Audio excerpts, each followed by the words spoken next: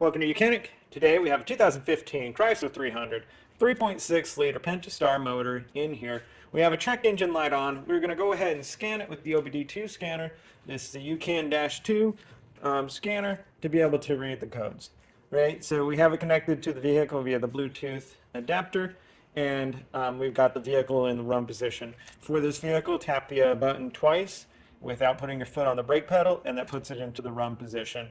And then we'll be able to read the codes. Coming over here to the scanner that we have hooked up.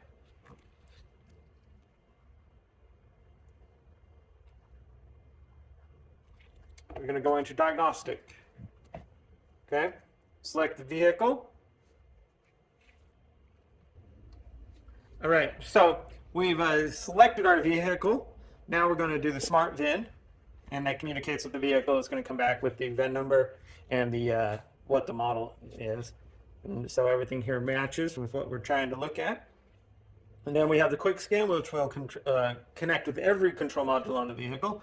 Or we can hit control modules and pick up the module that we want to take a look into, which is the powertrain control module.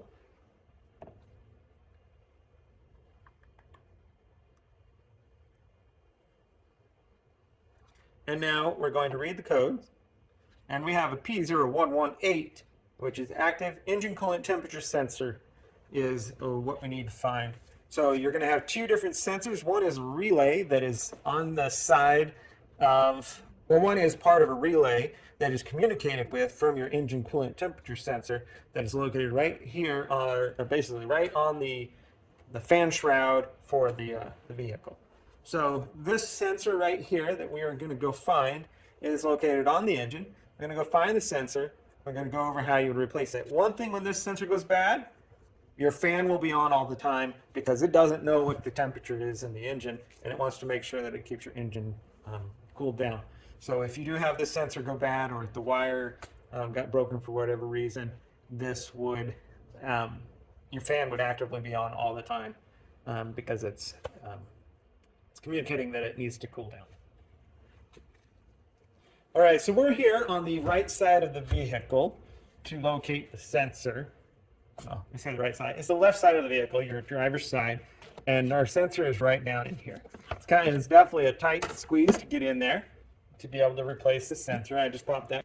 So you see that that red? Sorry, get there. That red cap there. That is the sensor that we are looking for.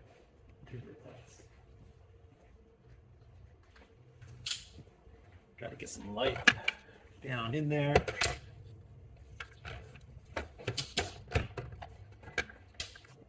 Okay, so that is the sensor down in there. It's in a tight location. You're going to want to pop this little doodad here. Hold on there. There we go. That just gives you a little bit of space. Then the next thing is we need to pop this little red collar back up. That gets the safety lock undone.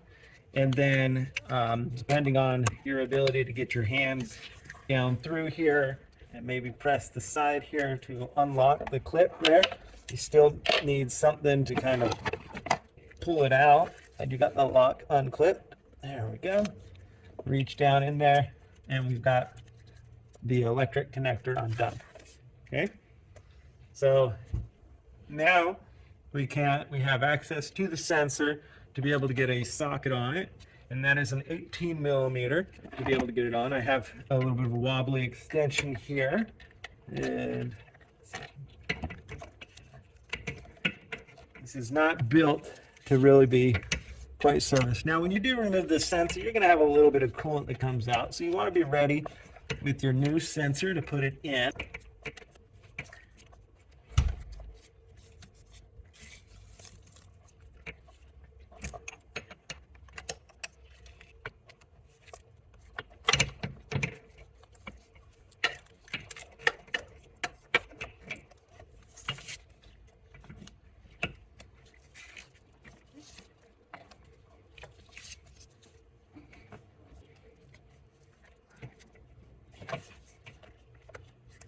All right, we got that on there. Now let's be able to loosen.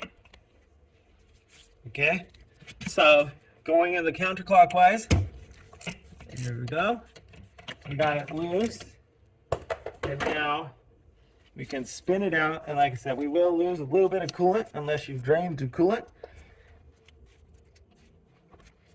You just want to kind of have your new sensor ready or something to kind of plug this. Okay, we got it out. Like I said, there's a little bit of pressure there. We lost a little bit of coolant, nothing major.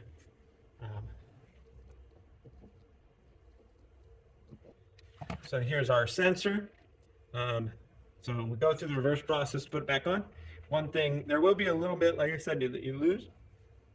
As long as you keep the radiator cap on, it's not going to constantly flow out because that will keep it under kind of a vacuum. And so you'll trickle out a little bit, but it's not necessary that you're going to have to drain your whole system to be able to replace this. So then you would take your new sensor and be able to go back in the reverse order. We're going to get it down, lined up in the hole there. So, like I said, this is all a very tight location to get to it. Figure out how to be a contortionist.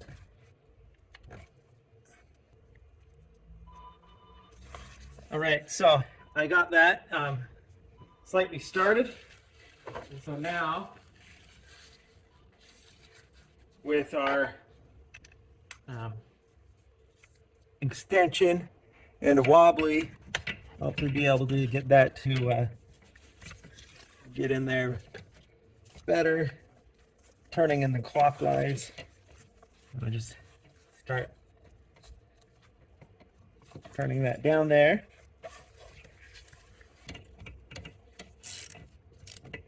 There we go.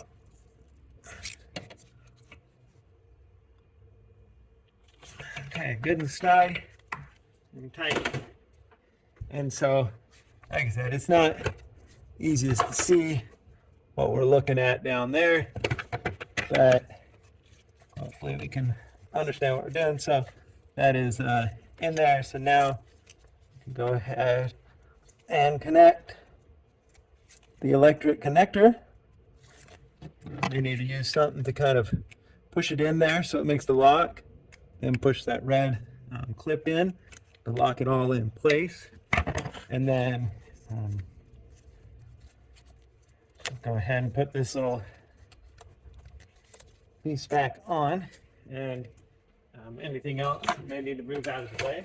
So with that all being done, now we can go ahead and clear the code out of the system, and that would be how you would replace your engine temperature sensor or coolant temperature sensor that is on the engine. All right, so back around here to the scanner.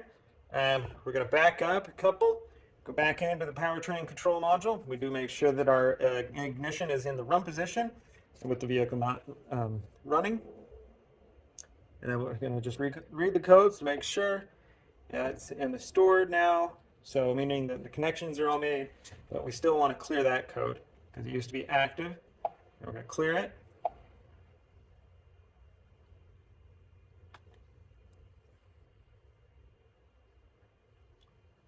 And we can double check, read it. Okay, so everything is good. So that code was cleared out of the system, and that would be that replacement of the engine temperature sensor or engine coolant sensor that is located on the back side of the engine. Thanks for watching Mechanic, where you could be the mechanic.